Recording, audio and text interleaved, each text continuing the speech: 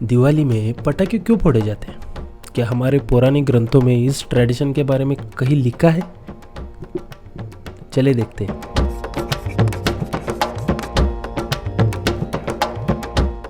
हम जानते हैं भगवान श्री राम 14 वर्ष के वनवास के बाद रावण का वध करके अयोध्या लौटे थे। तो वहां के लोगों ने खुशी में दिए जलाए, वहां से वो दीपोत्सव मनाना शुरू हो गया। तो ये जो बात है, इस बात का रेफरेंस पुराने ग्रंथों में है, लेकिन पटाखों को फोड़ने का कहीं पे भी कुछ लिखा नहीं है हमारे पुराने ग्रंथों में। तो ये कहाँ से आया? वीडियो स्टार्ट करने से पहले वो नीचे जो लाल बटन है, जो किसी ने अब तक दबाया नहीं है तो वो दबा दो, सब्सक्राइब कर दो, फ्री है। पुराने ग्रंथों में एक रेफरेंस है जहाँ पर हमें एक लवण नाम का पदार्थ बताया गया है जो कि तेजी से जलता है। ओके, ये एक रेफरेंस है हमारे पुराने ग्रंथों में, इसको हम ध्यान में रखते हैं। ओके, और इसके बाद हम सीधे जाते हैं 9th सेंचुरी के चाइना में। वहाँ पर एक इंटरेस्टिंग स्टोरी हो रही है। 9th सेंचुरी के चाइना में एक इन्वेंशन हो रहा था, जो इन्वेंशन पूरी दुनिया को बदल देगा, ऐसा इन्वेंशन था। आप सोच रहे होंगे कि ये मतलब पटाखों के बारे में ही होगा ना? नहीं, वहाँ के केमिस्ट ऐसा केमिकल बना रहे थे जिससे इंसान को इमॉर्टेलिटी मिलेगी, मतलब अमरता मिलेगी। और हुआ उसका उल्टा ही। उन्होंने बनाया ऐसा पाउडर जो जलता है, और इस चीज ने भी दुनिया को बदल दिया, और उसका नाम है गन पाउडर। तो वो चाइनीज केमिस्ट बना रहे थे अमर बनाने का केमिकल, और बन गया उनसे गन पाउडर, जो लोगों को मारने के काम आया आगे जाके। 9th सेंचुरी में चाइनीज लोग अभी भी ढूंढ रहे थे कि इसका एक्सप्लोजन कैसे किया जाए। वो क्या करते थे, धनुष बाण के टिप पे वो गन पाउडर लगा के दुश्मन पे छोड़ देते थे, आग लगाकर छोड़ देते थे। तो ऐसा यूज़ करते थे। इस चीज़ का एक्सप्लोजन कैसे किया जाए वो नहीं पता था। बाद में बाम्बू के पीसेस में ये गन पाउडर भर भर के ब्लास्ट करने का तरीका उन्होंने ढूंढ निकाला। इस जैसे बॉम्ब्स का यूज़ करके वो मंगोल्स के साथ लड़ रहे थे। मंगोल्स ने ऑब्जर्व किया कि ये क्या यूज़ कर रही है, ये टेक्निक क्या है, ये कौन सी पाउडर है जो आग बरसा रही है। तो ये इम्पोर्टेंट है कि मंगोल्स ने उन चीज़ों को सीखा। ये मंगोलियन लोग ही थे जिन्होंने पूरी दुनिया में गन पाउडर पहुंचाया। विलियम ऑफ रूब्रक नाम का एक इंसान था जो कि मंगोल्स का यूरोपियन एम्बेसडर था। वो ही 1254 में यूरोप में गन पाउडर लेके आया।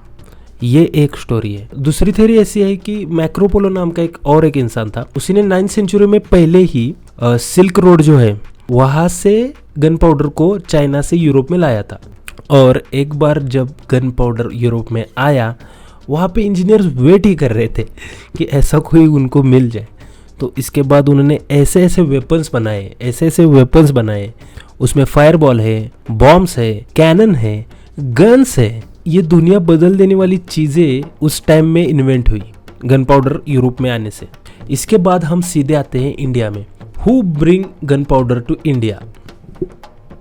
बाबर ने जब आक्रमण किया 1526 को, तो वो इसी गन पाउडर को लेकर युद्ध में उतरा था। तो उसकी जीत में बहुत बड़ा कंट्रीब्यूशन है इस बारूद का। तब तक इंडिया को पता ही नहीं था कि ऐसा कुछ है। मुगलों ने ही पटाखे फोड़ना शुरू कर दिया, क्योंकि दारा शिकाऊ जो शाहजहां का बेटा था, उसकी शादी की एक पेंटिंग है, उसमें ये पटाखे चलते हुए हमें दिखते हैं।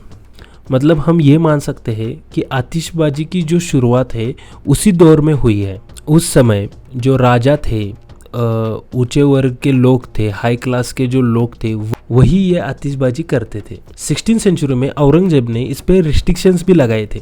मुगलों के बाद आए ब्रिटिश भी क्या करते थे, सेलिब्रेशन के टाइम ऐसी आतिशबाजी करते थे।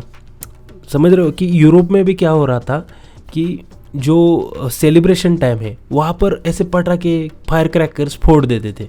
1940 में नादर भाइयों ने तमिलनाडु के शिवकाशी में एक पटाखों की फैक्ट्री लगा दी। अब ये सिनारियो देखो, ब्रिटिश जो थे वो सेलिब्रेशन में पटाखे, आतिशबाजी करते थे, और एक इंडियन ने पटाखों की फैक्ट्री लगाई है। समझ रहे हो ना? ये एनालिसिस कहीं पे लिखा नहीं है कि इस 1940 की फैक्ट्री की वजह से पूरी दिवाली में हम पटाखे उड़ाते हैं, ऐसा नहीं लिखा। ये मैं खुद का बोल रहा हूँ कि तरफ ब्रिटिश सेलिब्रेट कर रहे हैं और एक तरफ हमारे इंडियन ने फैक्ट्री बनाई है। ये 1940 के बाद एक एक साल बढ़ता गया और दिवाली और पटाखों का रिश्ता मजबूत होता गया। किसी ने ये ट्रेडिशन स्टार्ट नहीं किया है, धीरे धीरे ये दिवाली का हिस्सा बनता गया है।